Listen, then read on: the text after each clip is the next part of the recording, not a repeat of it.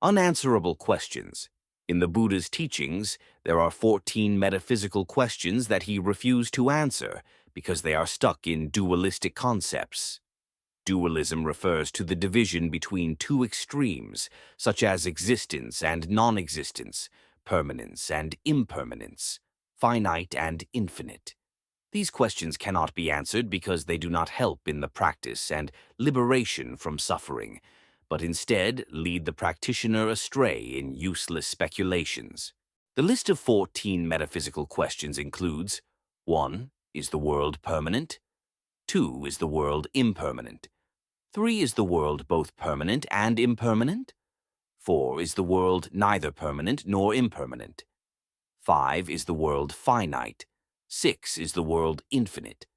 7. Is the world both finite and infinite? 8. Is the world neither finite nor infinite?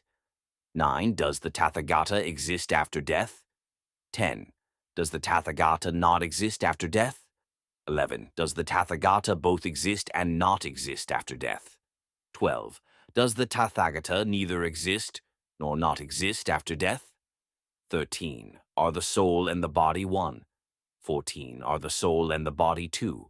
The Buddha did not answer these questions because any answer would be stuck in dualistic concepts, leading to misunderstanding and not bringing practical benefit to the practitioner.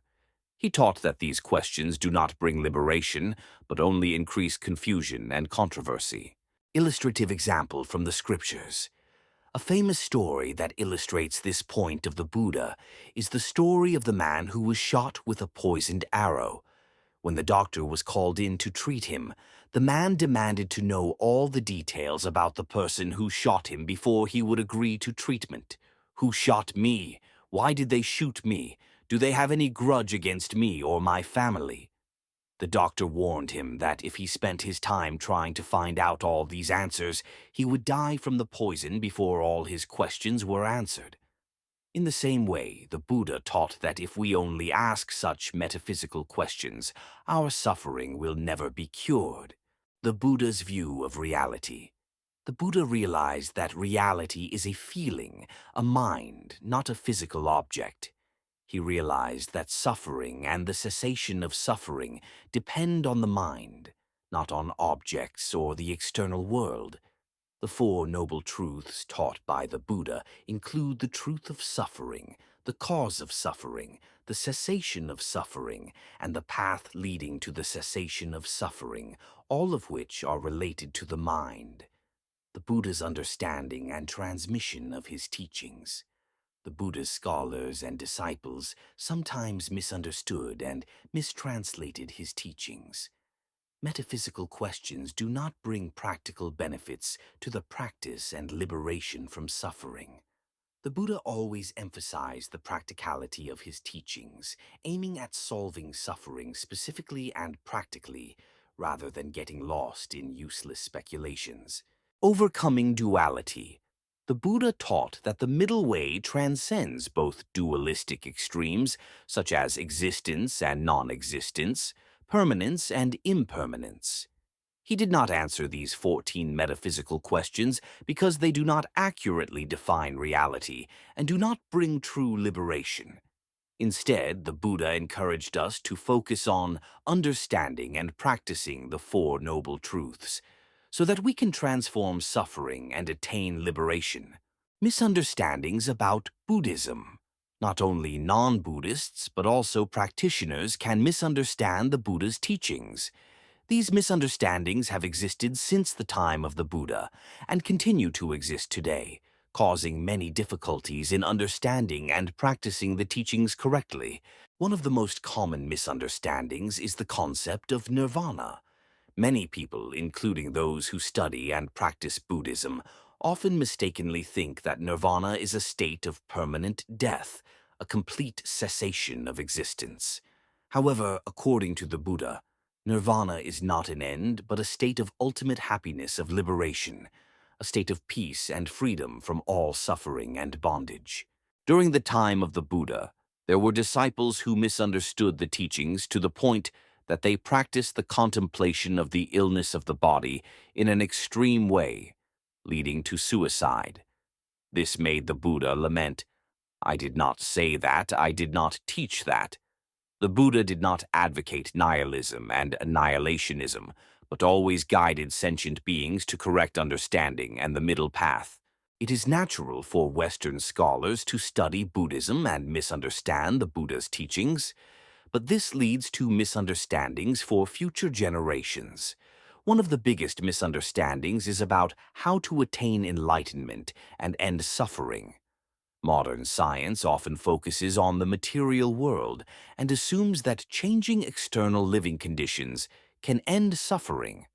In contrast, the Buddha, through observing and comparing the interactions between the six senses and the six sense objects, realized that reality is feeling, is the mind, not material objects.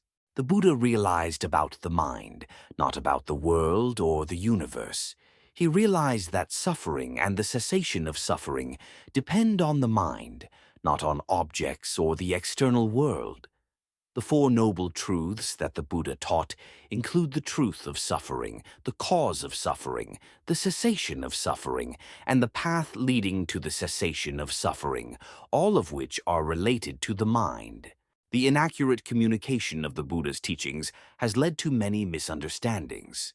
In some suttas, the Buddha refused to answer metaphysical questions about the nature of the universe, existence after death, and issues related to the world and humanity. He believed that these questions were not of practical benefit to practice and liberation from suffering. A story that clearly illustrates this is the story of the man who was shot with a poisoned arrow. Instead of focusing on healing, the man wanted to know all the details about the person who shot him, leading to his not being able to receive timely treatment. The Buddha taught that each person has his own suffering, and focusing on metaphysical questions will not help us escape from suffering. He taught only what was beneficial, helping to transform and heal one's suffering. This emphasizes the practicality of the Buddha's teachings, which are directed towards solving specific and practical suffering. Impermanence and non-self are fundamental concepts in Buddhism, but they are also easily misunderstood. Impermanence refers to the constant change of all phenomena, while non-self refers to the absence of a permanent, unchanging self.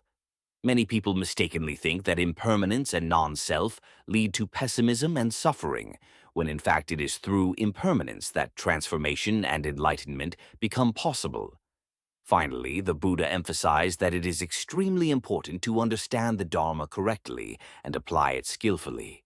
The preacher must understand the psychology of the listener, and the listener must open his heart, let go of prejudices to truly receive the Dharma. Misunderstanding and misusing the Buddha's teachings can lead to danger, just as catching a snake incorrectly can lead to being bitten by the snake. The Buddha's parable of the snake clearly illustrates this. If we are not careful and skillful in grasping the Dharma, it can become harmful to us. Therefore, cooperation between the preacher and the listener, together with correct understanding and careful practice, is the key to avoiding misunderstandings and achieving true enlightenment.